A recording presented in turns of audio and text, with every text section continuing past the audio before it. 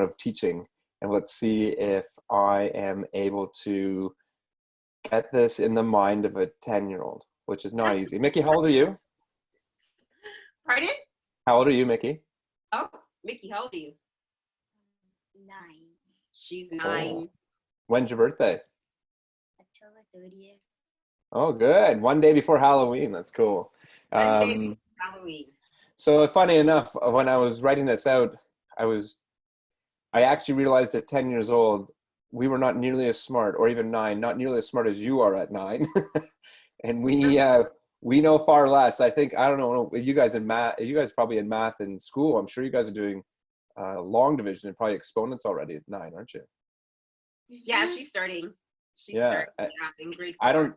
I think we started doing that even like at like 10 or 11. Like you guys are like 2 years ahead of us. So when I was trying to think of how to write this, I think I had to think like what I wanted to see at 13, because that's how smart you guys are at 9.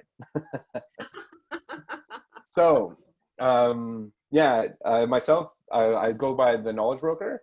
I started this company, Knowledge Broker Real Estate, 3 years ago. I've been in business for 15 years, and I realized, oddly enough, to give you a little bit of a background on this, Mickey, when you drive around and you see for sale signs on lawns, and that means that the house is usually for sale, and you'll see names below that, and the name that's on the sign is the real estate agent. And the real estate agent is the person that's working to sell that person's home.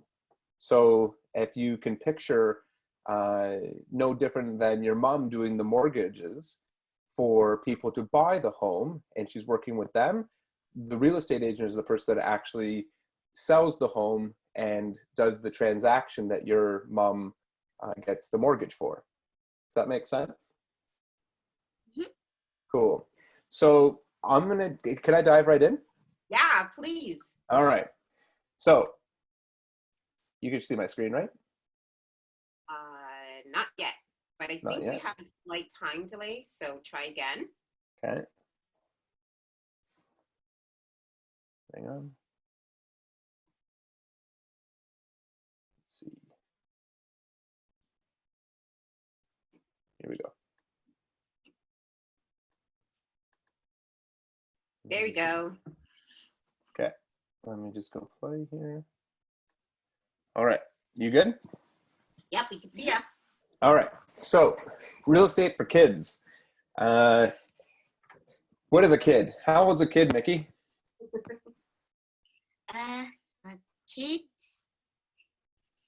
Kids are like they're like kids that are kids. And what age is the kid? Well, yeah. So like 13, right? Yeah. Or maybe not. Well, then there's preteens, because she's very excited about becoming a preteen. Oh, so like when you're a kid until you're a teenager. Is that what it is? Yeah.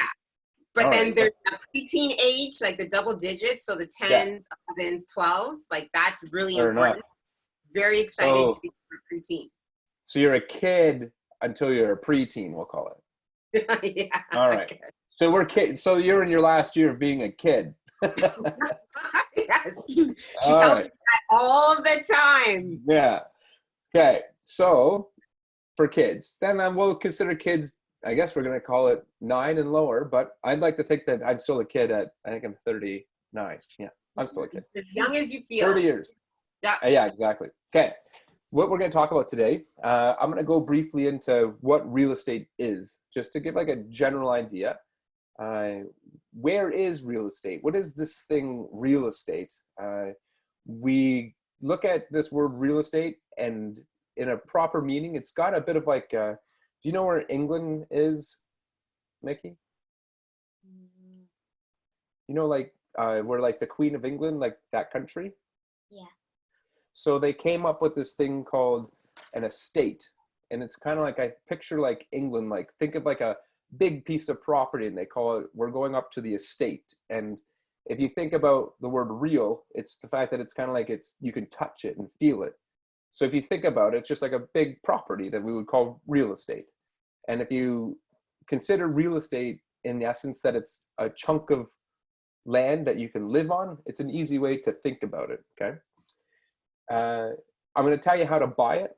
how you can work in real estate, what type of jobs there are. I'm going to tell you how to take care of your real estate. And then I'm going to tell you some games that you can play to get to know more about it. Okay, so let's start. As I said, what is real estate? If you think as you go out for a walk during this time, you see houses and buildings and parks and parking lots and schools, you name it, all of those things are what we'll call real estate. They all have, if you know how when your mom would say, get off the road when you're walking, the road is owned by the town. And then the home that you live in is owned by your parents. And there's a difference as to who owns that. So when your mom says, don't go on that person's property, that means that that's someone else's real estate. So can you think of, when you go to your neighbor's property, you ever walked on a stranger's property or a neighbor's property? And has your mom ever said, come on, that's not your house, let's keep going kind of thing? You've had that? Well, it's not me, it's Leia. Oh, I get it. I have a toddler. I get it. Yeah, I get it. He basically has twin sisters. No, I don't have No, twins. you do. Okay. So I have a toddler, and yes, we are always telling her, don't go on the neighbor's property. Sure. Anyway. Yeah, I know. I have my daughter's 3, and she's probably on someone else's property right now. So as soon as your mom says like that's someone else's property, think of that as like separating a piece of real estate. Like that's 2 individual pieces. And if you could actually say like you stay on, when you see fences in the backyard, fences typically will kind of like block off real estate. And if you could think of if you could put a fence around the entire property, then you can kind of think about a property as a piece of real estate. Does that make sense, Mickey? Yes. Okay. So now that I've said this, I could ask you a question, but just plant it in the back of your mind. What other things in this world are real estate? Like if you can think about it, almost everything probably could be. And you would think like, could you think of a car? Is a car real estate? Not really, but if you had a camping or a recreational vehicle, like an RV or a camping trailer, and say like that was attached to a car on a piece of property in a trailer park, we might actually consider it real estate.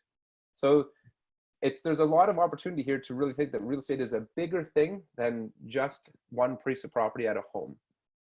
Do you have any questions on that, Mickey? Yeah. What do you have? So I want to know if the sun is one. It's a good question. If you can go to the sun and land on it, which you probably can't because it's really hot, but if you could land on it and put a house on it, you could probably call it one big chunk of real estate. But it's way too hot to land on, so we can't. It's probably quite hot and pretty far away. Let's go on. Where is it? And that's a good question that you said the sun, because now we see Earth. And can you see how that's North America, Mickey? And can you kind of like see where Toronto would be?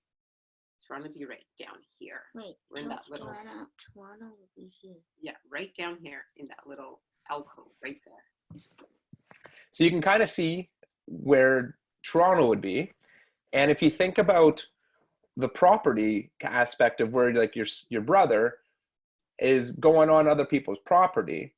Now this is a satellite view, so you go out and you see the whole world and you realize there's a lot of properties in this world that go from like a house to an island. An island is a piece of real estate, to the whole world really is a piece of real estate, which means that the way that the governments have set it up, and when we say governments, it's kind of like those are like the prime minister and elected people that help us and guide us as countries. They've set it up so that we can buy real estate and rent it and live on it. And they've created rules so that it's easy for us to move. And moving is when you pack up all your boxes and you go to a new home. That's all because we set up this thing called real estate, which allows us to own something and move to another place and make that our home. Do you have any questions on that, Vicky?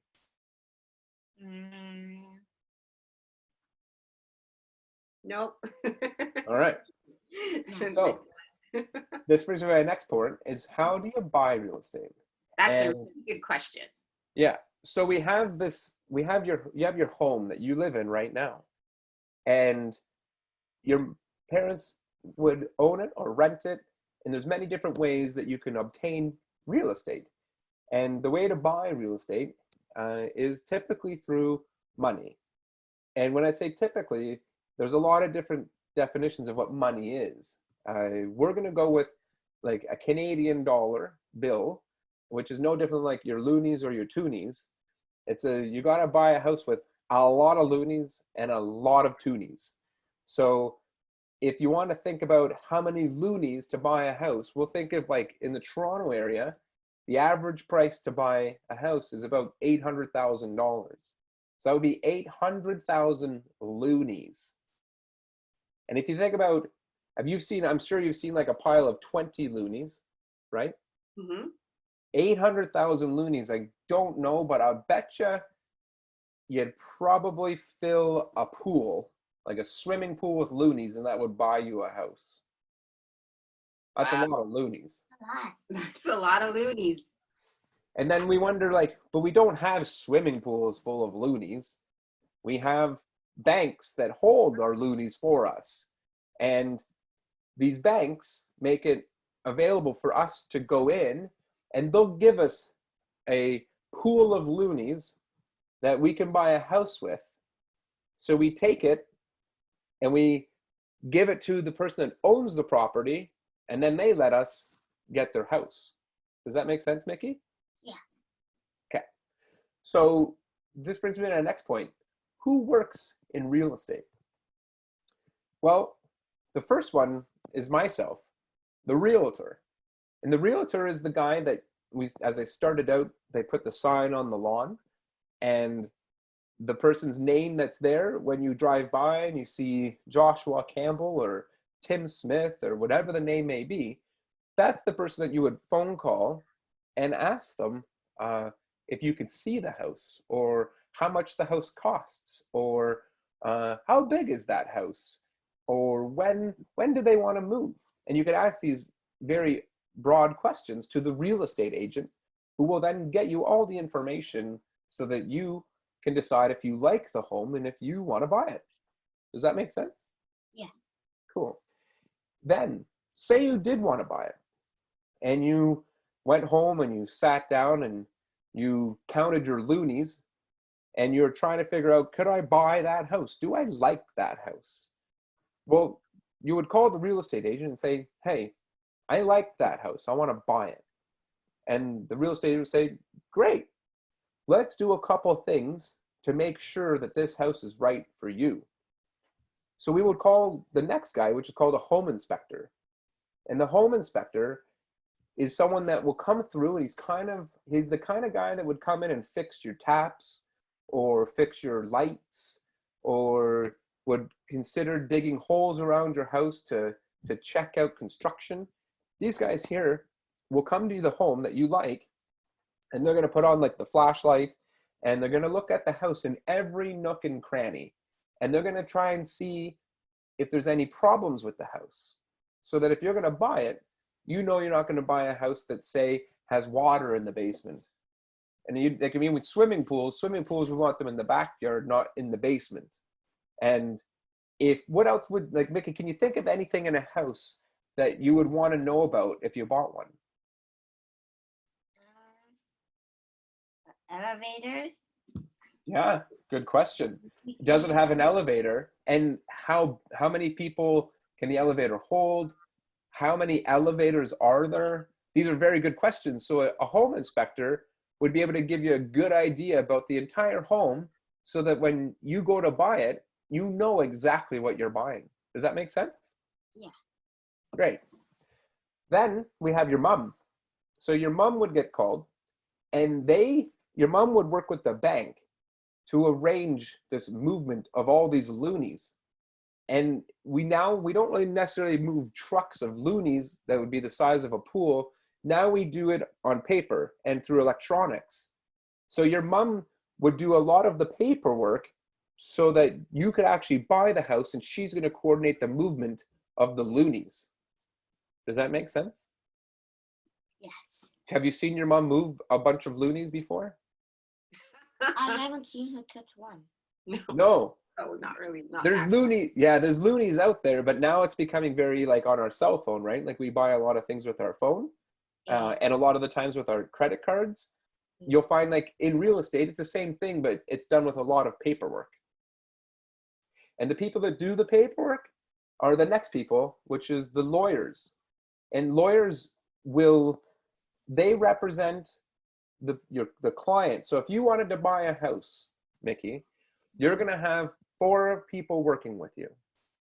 Your real estate agent, who's going to do the negotiation for the home, the home inspector, who's going to look it over and make sure that it's in good shape, the mortgage broker, who's going to be doing the financing, arranging the money, and then the lawyer, who's actually going to complete the transaction and give you a piece of paper that says you own that house. Have you ever seen TV shows with lawyers before? No. If you think, I'm trying to think of a lawyer that's in one of Maeve's shows, but I think it's... I do know one show that Mommy likes. She likes like mystery shows. I forgot. Yeah. Yeah, the people that you see in those shows, that's the same people that would get you the piece of paper that says you own that house. Other people that you'll see, there's appraisers, there's investors, there's property managers, and there's a lot of other people that work in real estate. So next up is going to talk about how do you take care of real estate. Well, if you think about a condo or a home, you've got to think about like, you have the floor. See like the floor below your feet? Mm-hmm. So that floor got installed by a floor person, and that's part of taking care of real estate, putting in a floor. And the wall behind you, the paint on the wall, the wall's been painted, and that's taking care of real estate. Anything that's in regards to like where you live and what you're doing to your home is taking care of it, making it cleaner or brighter, making it more friendly, maybe more colorful. All those things are taking care of real estate. Can you give me an example of anything else in regards to how you could take care of real estate, or ones that you might think are? Well. What about the gardener? Like you can plant, and you can have somebody come and do your grass and do all of that, right? Yeah. Or even, when you clean, like have you ever cleaned the bathtub before, Nikki? Yeah, I have. That's taking care of real estate. You're taking care of it. You're cleaning it up and you're taking care of it. So like, the neat thing is with real estate is that we can actually play games that teach us about real estate. And I'll show you 3 games that are some of my favorites that we can play. And I've heard that you like one of them in particular. So, have you ever played Monopoly? Yes. Yes. So you have Monopoly in the house. Yeah, Monopoly is the game of real estate. And you can go on there and you buy property and you play with your brother and you try and get money, and that's very good. That's a very good game to consider playing if you want to learn about real estate. Sims 4 is a game where you can actually build buildings. And I've heard that Minecraft is very similar as well. So how do you play Minecraft? And what do you do in Minecraft? So basically in Minecraft, it's a survival game where you have to, mostly in the game, that's the more important thing, is you have to survive in the game. And when you have to survive in the game, to make it normal, there's going to be monsters, there's going to be animals, and there's going to be sheep. And a lot of animals that are real, it's the sheep to make beds. So basically, Minecraft is just all things nature it's real life. It's just a game, basically. But what do you have to do in Minecraft? You have to build. You have to build. You have to build houses to survive. survive. You have to build shelter to survive from the things that are outside. Yeah, so like the zombies and all those, right? So you have to like get food, and you have to make sure you survive. Yeah.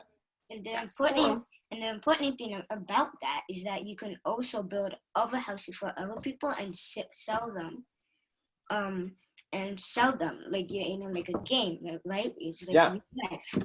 But basically what you can do is like it's a gameplay, so like you can pretend like something's money, and you give that person whatever it's money, and they own the money, and they go give another person like the money, whatever. Oh, so they're like little bankers and realtors. That's awesome. I didn't know like that. Yeah. If you could actually think about it, Mickey, that's very comparable to real life. A game is a game, and then take that, and if you think about your mom and me, we're doing everything that game does, but we're doing it in real life. So if you can play those games and do well at them and have fun with them, you're already well on your way to understanding real estate more than you think. Minecraft is it just made my heart beat. It is yeah. Minecraft is my first game I have ever played in my life. I mean, it's like before it was so cool, and now they start to update it, and now I feel like it's starting to get like I still like it. Wait until like you get older and you get to play Minecraft with real life. You can buy real life houses. Yeah, it's really cool. Do you have any questions, Mickey? So we have a few questions, right. And so everybody knows that is watching. If you have any questions, please use the chat box at the bottom and just let us know as we're talking. But we have a few questions. So you kind of discussed what kind of careers you can get in real estate. But as your realtor, how do you become a real estate broker? What do you have to do? Well, you do no different than school. Mickey, when you're in grade, what grade are you in? 5? 4. So when you graduate grade 8, you get like a diploma, right? Mm-hmm. So the same thing, you would go to real estate school and you would get a diploma. And the diploma allows you to work as a real estate agent in the province of Ontario. And with the diploma, it gives you what's called like a license. And you apply to get a license, and no different than like when you drive a car, the license allows you to buy and sell real estate for other people. Cool. Yeah. Oh, I never knew that. Yeah. How long does that typically take? They do put a limit on it of about 18 months. You can do it, let's just say between a year and 2 years. If you do it in a year, it's because you're doing a lot of work every day, maybe 4 to 6 hours a day to study. If you do it in 2 years, you're probably doing it like an hour or 2 a day. So it could take a little bit of time, no different than like grade 6, 7. You got to think it's just 2 grades to get it done. So you got to put in a lot of work. Yeah. Why? So what are some things that you should avoid when buying real estate? Like there's so many types of real estate, and when you're looking at, let's just say it's a house or a condo, what are things that you maybe should avoid if you could? The best thing to avoid is stuff that's going to cost you more money than you can afford. So if you see a big house and you love it, but you can't afford to keep it, that's something you got to avoid. You want to make sure that you can actually pay for the building or the house or the condo or whatever you have and be able to afford it. That's really important. In addition to that, you want to make sure you avoid houses that are going to cost you a lot of money.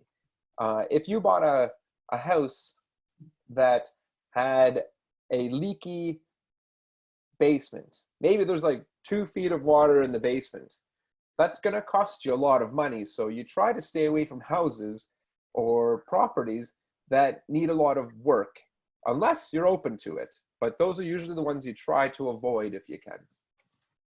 Oh, so unless that's your business, I guess, if you were, because there's so many DIY, like the fixer-upper shows on HGTV. We like to watch those. Yeah.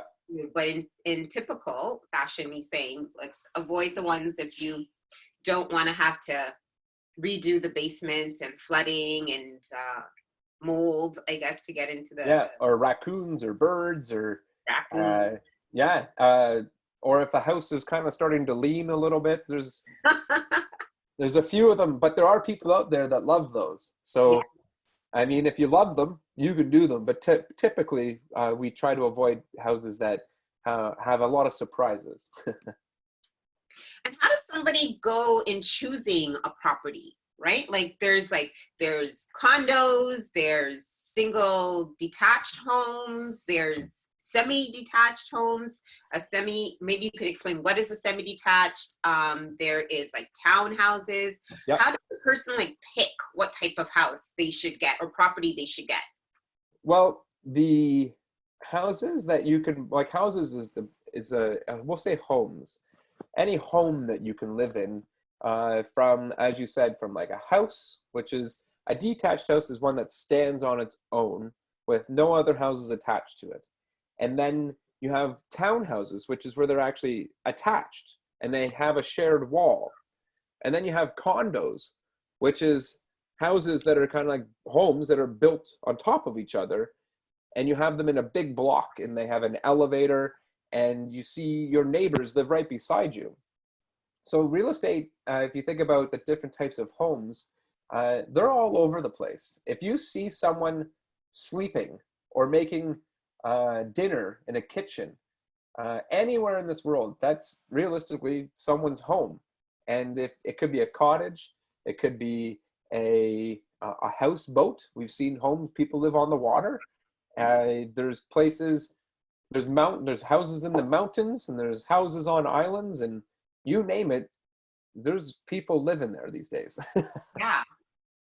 How does one pick though? How do you pick which type? How do you pick? Well, the best thing to do is to figure out what you need. So if you think, versus wants. Mickey, how many bedrooms do you have in your home? 3. 3. And why is there 3? Because this is a small house and I do not like it. But you have 3 bedrooms because it's you, your brother, and your mom's bedroom, right? Well, we have a little girl, so that it's not. Right. It's her sister. Right. Sorry, sister. Okay. What's your sister's name, by the way? Lele. Lele. That's yeah. her nickname. Very cute. So you have 3 bedrooms, you, your sister, and your mom's. So we would sit down if you said, "Hey, Josh, I want to buy a new house," and I'd say, "Oh, great. How many bedrooms do you need?" And you say, 3. Well, hang on. My grandma comes by and she stays over once in a while, so maybe we need 4. Well, then I'm going to start looking for houses that are 3 or 4 bedroom for you. And then I'm going to say, where do you want to live? And you'll say, I like Toronto, or I like Oakville. I like Newmarket. And I'd say, great, let's go look at homes there. And then we figure out, how much money do you want to spend? And you'd say, I want to spend a pool of loonies. And how many are in a pool? And maybe there's 500,000 loonies. Well, then we're going to start looking at houses that are worth $500,000 and they have 3 bedrooms and they're in the town that you prefer. And then we go out and we get in the cars and we actually go to the house. And then we walk around the house and we look at the size of the kitchen, the bedrooms. And then if you like it, we buy it. We do it up on a piece of paper. And then we work with your mom and we work with the home inspector and the lawyers. And the real estate agent will do up the paperwork and then you sign it and then you buy it. It sounds like you need to know your budget to buy. Very much. To buy a house, which is awesome. Yes. So we are, that's so cool. Thank you so much, Josh. We learned a tremendous amount about real estate today. So thank you. My pleasure. My pleasure. So are you guys, what have you got? Do you have any other questions that you wanted to ask? Anybody in the chat box? Does anybody want to ask any questions? I don't know if we had one come in. We may have. No, not on my end. Okay.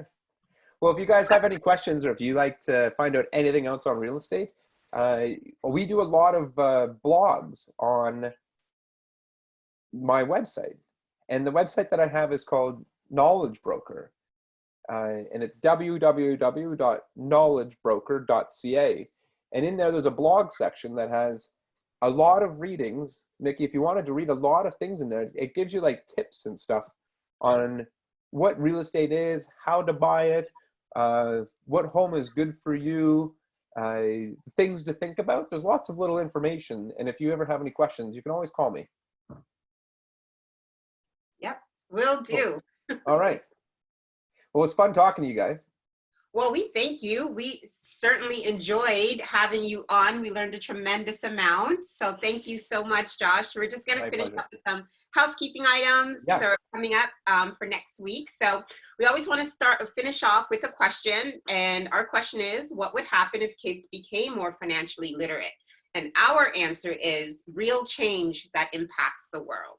Because we just believe that if the more kids become financially literate, the better choices and decisions that they'll make towards their successful financial future. So thank you, everybody. Just to let you know, we did touch on budgets and having to know what that is. So we're so excited.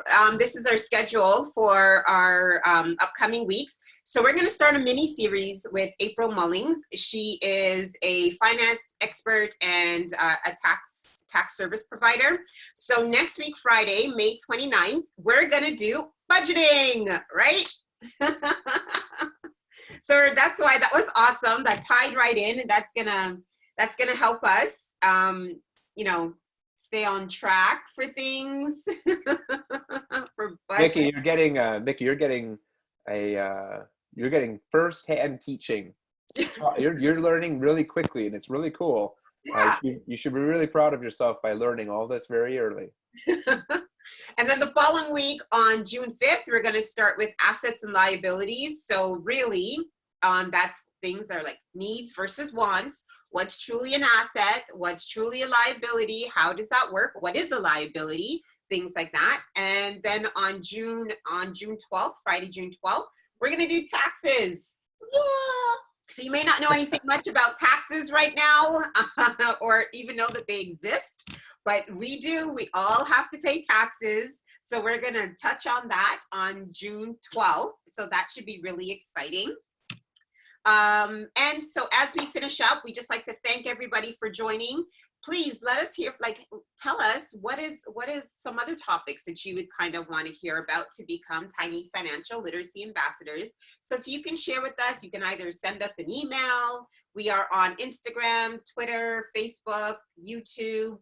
Just use the hashtag KiddieNomics or Ask KiddieNomics.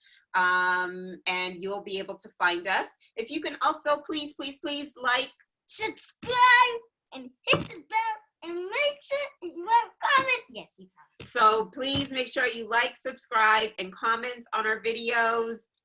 The more people know about KiddieNomics, the more financially literate and tiny financial literacy ambassadors that we can create across the globe. So thank you, everybody, for joining.